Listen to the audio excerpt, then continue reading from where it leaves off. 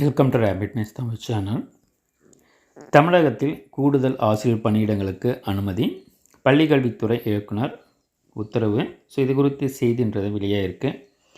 அரசு பள்ளிகளில் மாணவர்களின் எண்ணிக்கைக்கு அடிப்படையில் தேவைக்கேற்ப 24 முதுநிலை ஆசிரியர் பணியிடங்களை கூடுதலாக அனுமதித்து பள்ளிக்கல்வித்துறை உத்தரவிட்டுள்ளது.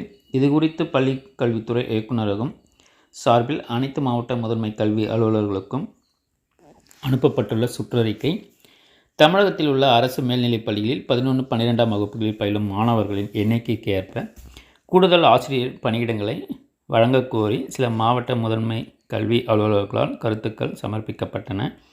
அதை ஏற்று மாணவர்களின் நலனை கருத்தில் கொண்டு பொது தொகுப்பில் இருந்து 24 முதுநிலை ஆசிரியர் பணியிடங்கள் தேவையுள்ள பள்ளிகளுக்கு கூடுதலாக அனுமதித்து ஆணை வழங்கப்படுகிறது. அதன்படி வேதியியல் 2, கணிதம் 6,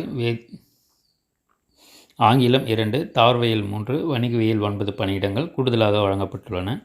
அதன் விவரங்களை பதிவேட்டில் பதிவு செய்து முறையாக பராமரிக்குமாறு சம்பந்தப்பட்ட பள்ளி தலைமை ஆசிரியர்களுக்கு அந்தந்த மாவட்ட முதன்மை கல்வி அலுவலர்கள் அறிவுறுத்த வேண்டும். அதே போல்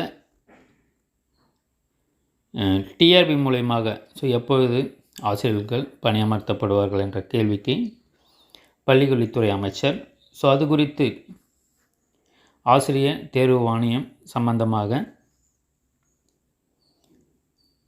கோர்ட்டில் வழக்கு நடந்துகிட்ருக்கிறதால அந்த வழக்கு முடிந்த பிறகு அதற்கான நடவடிக்கை எடுக்கப்படும் என்ற ஒரு தகவலும் தெரிவிக்கப்பட்டிருக்கு.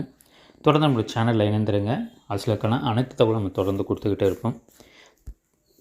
தேங்க்ஸ் ஃபார் வாட்சிங்.